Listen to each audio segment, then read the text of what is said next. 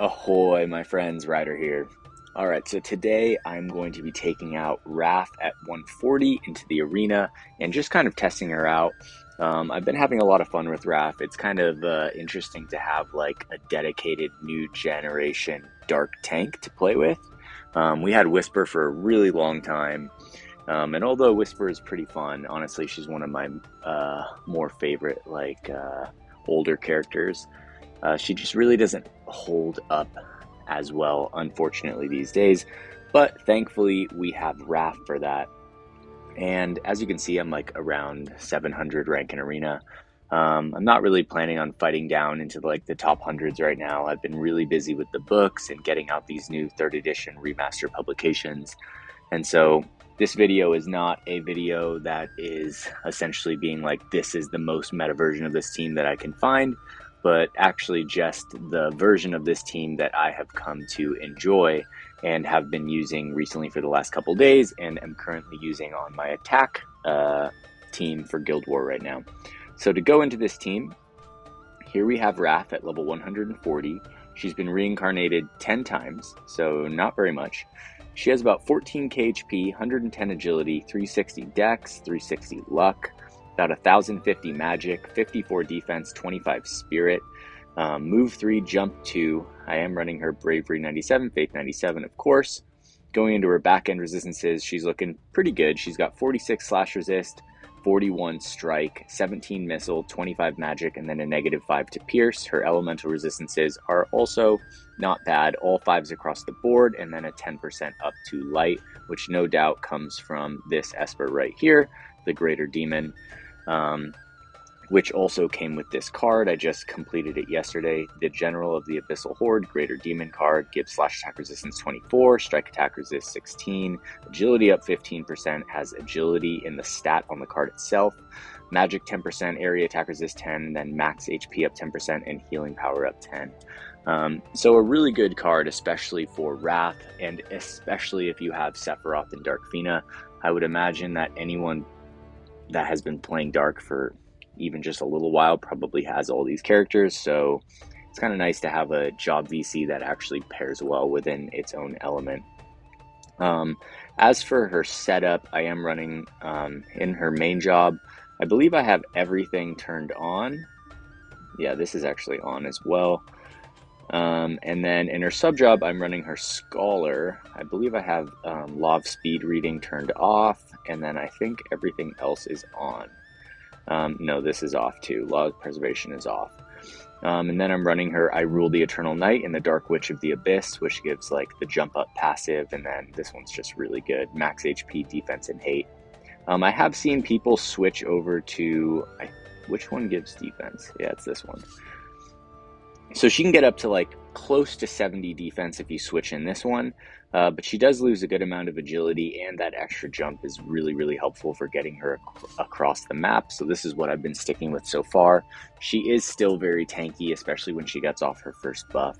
So yeah, it's been pretty fun. I am running her with the Harlequin's Clothes +5, so that gives her more spirit, it gives defense, crit evade, extra crit evade, magic attack resistance, so just an overall really good piece of equipment for her. And then I am also running her Dark Fina's TMR. She very rarely gets off this buff, but this TMR right here has high innate agility, so I like it as a TMR, and so I stuck it on her.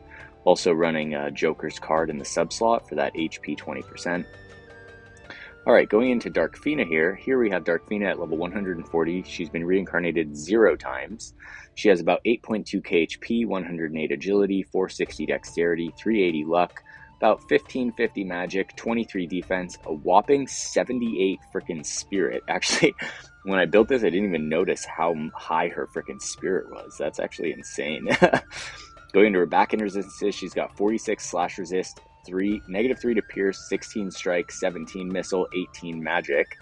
So all in all, not bad. It's kind of similar to Raph, actually. And then her elemental resistances are pretty decent, -5 to light and a 20% to dark, which is pretty good. And then I am running her the Wizard Rod, which gives the CT up small when below 90% HP. So if she does get one shot, her re-raise will trigger, and she will get that CT up since she doesn't actually have the CT up on her innate re-raise, which is very, very, very good for her. I am running the Soul of Tomasa +6, and then the Black Rose Headdress with HP and Agility Stones. And then Valifor for the attack ability activation time reduction. Alright, and last but not least, here we have Sephiroth. He is sitting at around 65 reincarnations. He's got 12k HP, 116 agility, 453 dexterity, 400 luck, 18, 24 attack, 23 defense, 12 spirit, back-end resistances, 36 slash, 22 pierce, 8 strike, 22 missile, and then 2% to magic. Then his elemental resistances are 25 across the board, just an absolute beast everywhere he goes. I did just unlock the Heaven's Cloud, which if you have Sephiroth, I highly recommend doing this. It's very easy to get just one of the 2 relics from any of the legendary reliquaries. You just have to clear all the way through wave 5. So for me, that's autoable. I could basically auto to wave 9 on most of them. So I think for almost any decent player, it should be very easy to get at least one of the legendary reliquaries from each of the 4 stages that are out right now. So this is going to have very good base stats. It's going to give agility up 10% when you're above 80% HP. That's why he has like 116 starting agility, has man resistance up 5 and critical hit rate up 20. So this thing gives 40 crit rate plus almost 200 attack. It's just fantastic katana for him. I am using Wrath's Eye Patch for the haste with HP and agility stones. And I think that just about does it for the team. For the buffs, Raph is using her main 2 buffs, like the one that gives her the heal at 50% and then her re-raise buff. Fina, I'm using End for Wall and then her re-raise ability. And then sometimes she'll get off the barrier. And then for Sephiroth, I'm running, I believe on this map, I'm running Masamune in Waiting, the Haste TMR, and then Veil of Woe. And a lot of times he can get off all 3. Although I think on this map I'm actually not using Masamune in Waiting. I can't remember because I'm getting it confused with my Guild War. But that being said, let's get into some battles here. So I'm hoping to fight like 5 different elements. Wind is definitely strong right now, so we'll see how it goes. Alright, so here's a full-on Earth team with, and it looks like this player has gotten the #1 rank in Arena as well. So they're pretty strong, I would reckon. So we got Bradley, Queen Monastery, and Dialdo all at 140. So let's go into this one. Earth is still one of those teams that can definitely take down Dark, even with just getting Raph. I would say that like Wind, Earth, Dark, and Light are still fully capable of taking them down. Certain water teams, if you're like an extremely dedicated water player, then yeah, water can be pretty strong too.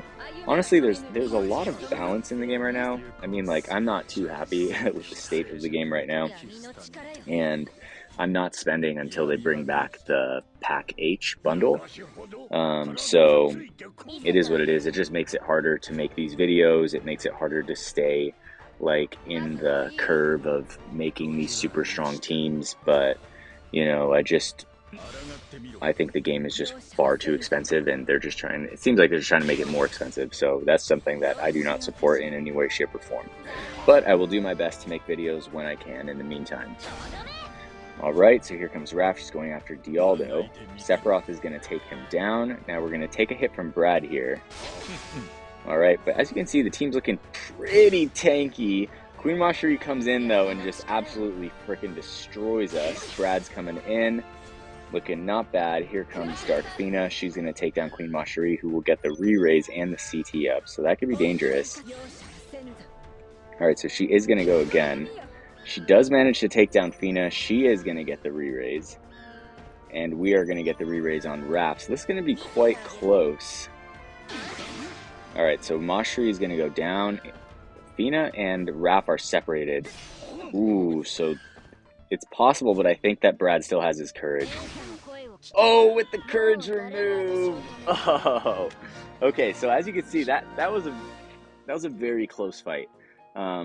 very, very balanced right now. All these teams have fun characters and ways that you can put them together.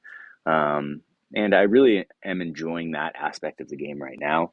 I just like, I wish it wasn't so expensive so that I could play more of the game. That's just part of the trick of it, I guess. But it is what it is. That was a really fun end to that video right there, or that battle right there. Okay, so here is a water team. Here we have Ferris, Celis, and Peren. I would say probably very strong. So let's go in and we will try our luck against this water team. And I'm just going to fight like 5 different teams. I would still say that light still has the best and easiest chance of defeating dark. I think that light is very powerful right now in the game. And there's like, on top of that, there's multiple like meta builds for light at the moment. So they are definitely very strong.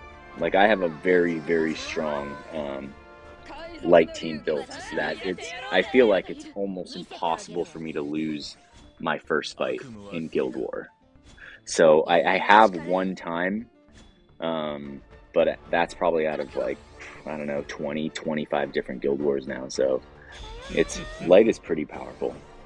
All right, so there goes Peren. She's going to get her haste. Now this is going to be tricky with Celis. All right, Peren's going to get her heal. Now she's out of AP. Here comes Raph. Ooh, Celis is going to go down. All right, so Celis is gone. Peren is gone. Okay, so this wasn't a extreme. I've fought some very, very, very tanky water teams. This is not one of them. But Ferris, I would say, I heard a lot of bad things about her. I actually really like Ferris. This is one of those things where, like, if I had the extra resources and was, wanting to spend money, Ferris is a character that I would have pulled. But, like, maybe if it was, like, one pack and then you could get a character, but, like, it ain't like that at all. It's like $400 for a single character if you have no viz saved, and that's fucking ridiculous in my opinion. So, all right, let's see here. One hit you die. I've beaten you before, so let's see. Ooh, there's a win team, but the Lena is not 140. Here's Ice. Maybe we'll fight. No. I wouldn't mind fighting a dark team if we find a good one. Okay, here we go. So here's a wind team. So who have we fought so far? We fought Earth, we fought Water. So here's Wind. This will be Glaciella, Rysol, and Lena. Lena is interesting. I kind of like appeal more to Ferris, I like bruisers, but Lena is a very good healer. I really like the fact she gives Protect Shell. She can increase your damage. She has re-raise. She can give another character re-raise. But I do think that the value of re-raise is slowly dwindling, and especially re-raises that don't have a CT up after use is significantly less potent, I would say. So Lena can be tricky if she's like in a position where she can just keeping everyone alive. But if she gets too close, she's very fragile. So we'll see how this battle goes. So as you can see, my setup is pretty good. I basically am getting off all the buffs that I want. I feel like Sephiroth should have used Veil of Woe-Red. Oh, he already used it. Alright, so going after Glaciella, she's looking pretty tanky. There comes Raph. We're up to a 4-chain right now. Dark Fina is going to run in. She's got a cast time. Lysol is coming in. We get that triple blind. Ooh, Glaciella almost goes down. Okay, so that was a very crucial moment right here. Now we're all blinded. Okay, that's super fun. Alright, here comes Sephiroth. He doesn't use the guaranteed hit. So there goes Rysol. Lena is still back in the corner.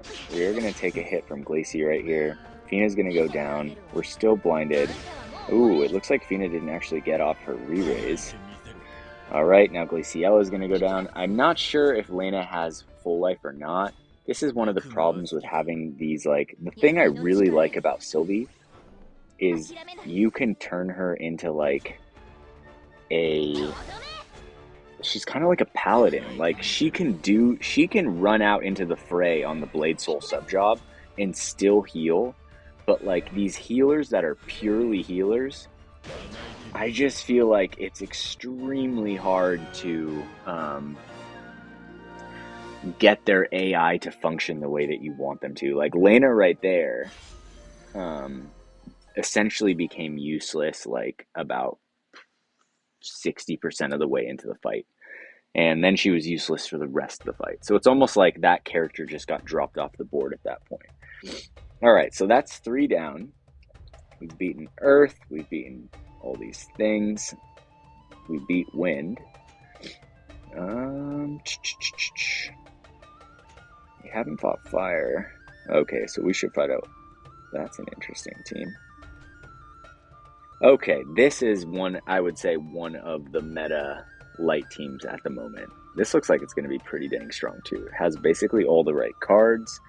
I think that this card right here, the Soldier card, is not really, I don't think it's affecting anyone in this party. Red Mage, Ninja, Katana, and Staff. So it's not. So this is like a, this is for the bonus points right now. So they could even have one extra card. I would have put Bahamut in the sub slot for Warrior of Light right here to get that single target resistance up 20. You take a little less of an agility hit, but then drop that Ramza card into the second slot, and it's very strong. So I'm going to go for this team. I'd say this team has the highest chance of taking us down. It's very strong, and there's also variations with Addison that is also very strong. So we'll see how this goes. I'm curious to, I can tell now. I've fought so many different teams that I feel like I can tell where they're at in their reincarnations just by kind of looking at their stats. Okay, so Stern isn't too high in the reincarnations. But I guess other than our Sephiroth, we're not either. I'd say that Bart's is pretty much base reincarnation, maybe like 5. And Warrior of Light, I didn't quite see his HP. Alright, here comes Stern. Raph running out. See, it would be really nice to get Raph to like max reincarnation. Could you like imagine Raph running around at like 17.5 HP? Be pretty freaking insane. And also Warrior of Light, not super high on the reincarnations either. So we do have an advantage in that regard, I'm guessing. Alright, there's Sephiroth, which is kind of perfect right here because now Raph is out in the front and Sephiroth is completely in the flank right now. So like Bartz is gonna hit damn hard, Stern is gonna hit freaking hard. There goes the re-raiser move on both of them. So like as you can see, they're freaking strong. But the problem here is that Sephiroth is over here and they are not looking at him. Ooh, very lucky re-raise from Bartz right there. That might have just tied off the match. We shall see. Alright, nice hit right there from Stern. Warrior of Light's going to try and take down Raph. I mean, the name of the game is who can kill the tank first, right? Or get the tank within AoE range of other characters. And so, in this map, these characters do... I've kind of figured out a way to position them so that Sephiroth more or less stays out of, like, Raph's AoE range. And it looks like it's basically over for this team. Stern should get one... No, he's not even going to get it. Alright, so... I think that if I were to have fought my own light team, it would actually, I know for a fact that it can beat this team.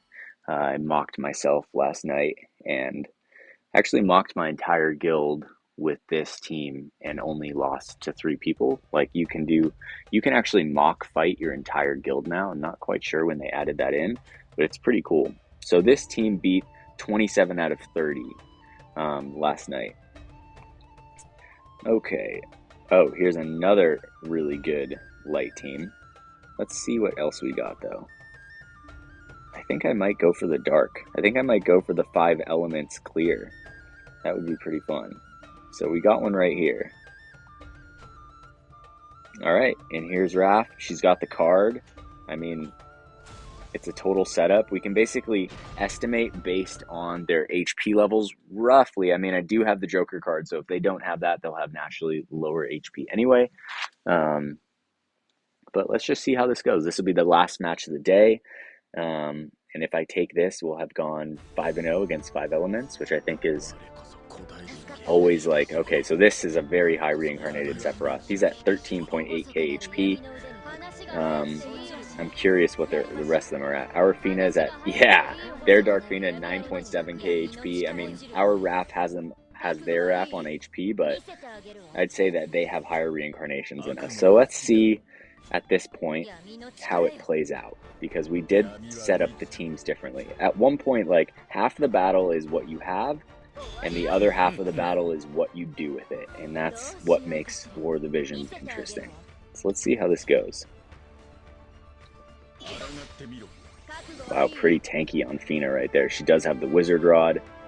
Everything's looking good. Raph came in a little bit close for comfort right there. Alright, ooh, we do get the stop on Raph. Oh, they get the stop on our Raph. Wow, okay, re-raise remove on Dark Fina. She is down. Sephiroth hopefully gets pulled. Oh, our Sephiroth got so lucky right there.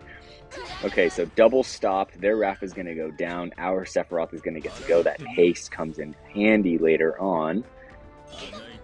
Ooh, their double re-raise goes down. The heals are going off. This is a fight for the end of the day right here. Come on, Sephiroth, bring it home. And it is over. That was a really fun fight. Lots of random procs.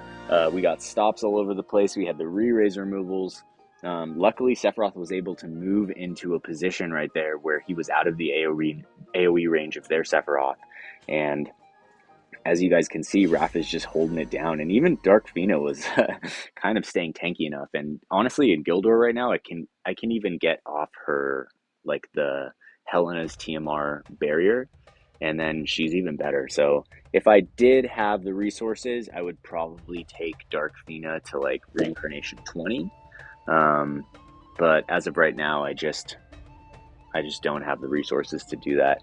I had to like really transfer or like take a lot of other UR unit shards to get extra rainbow mind spheres so that I could get Bart's reincarnated up to 10 and Raph reincarnated up to 10.